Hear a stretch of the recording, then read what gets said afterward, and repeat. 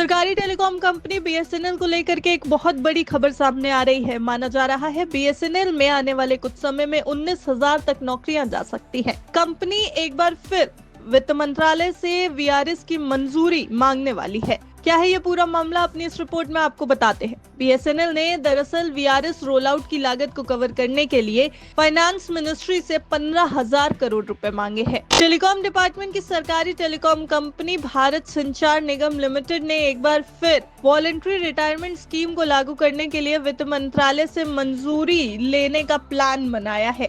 मकसद ये है कि कर्मचारियों की संख्या में 35% की कमी लाई जाए और कंपनी की फाइनेंशियल हेल्थ में सुधार किया जाए।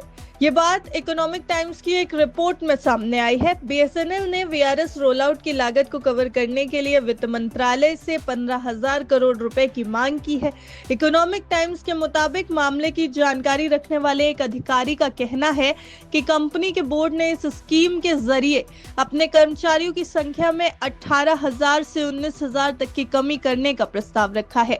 ये कंपनी की बैलेंस शीट को मजबूत करने के लिए एक अहम कदम माना जा रहा है। आपको बता दें कि सरकार ने इससे पहले 2019 में बीएसएनएल और एमटीएनएल के लिए 69 करोड़ रुपए के रिवाइवल प्लान को मंजूरी दी थी।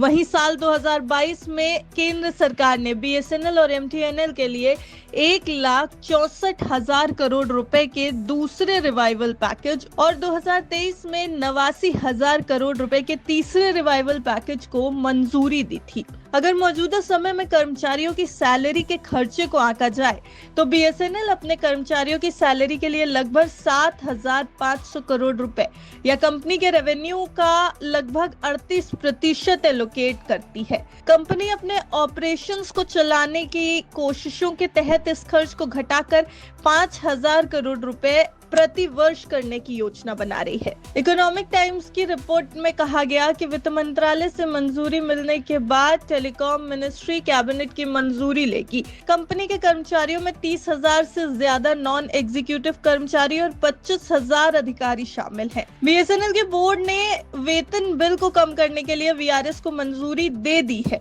रिपोर्ट के मुताबिक एक वरिष्ठ अधिकारी का कहना है कि स्कीम पर अभी भी अंदर ही अंदर बातचीत चल रही है और अभी तक कोई आखिरी फैसला नहीं लिया गया है। हालांकि इस पूरी बात की बिल्स तक पुष्टि नहीं करता है, ये एक रिपोर्ट के हवाले से कहा गया है। अगर वित्त वर्ष 2024 में बीएसएनएल के रेवेन्यू के आंकड़ों पर एक नजर डाली जाए तो ये 21,302 करोड़ रुपए रहा था। पिछले साल के रेवेन्यू की तुलना में ये महज थोड़ा ही ज्यादा है। आपको बता दें कि सरकार ने 2019 में बीएसएनएल और एमटीएनएल के लिए 69 करोड़ रुपए के रिवाइवल प्लान को मंजूरी दी थी, जिसमें एक अर्ली रिटायरमेंट प्रोग्राम की शुरुआत शामिल थी, जिसमें 93,000 कर्मचारियों ने सेपरेशन स्कीम का ऑप्शन चुना था।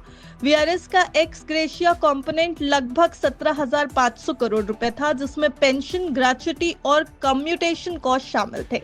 साल 2022 में केंद्र ने बीएसएनएल और एमटीएनएल के लिए 1,64,000 करोड़ रुपए के दूसरे रिवाइवल पैकेज और 2023 में 89,000 करोड़ रुपए के तीसरे रिवाइवल पैकेज को मंजूरी दी थी और अब 2024 में एक बार फिर से वीआरएस को मंजूरी देने के लिए सरकार के सामने बीएसएनएल ने प्रस्ताव रखा है।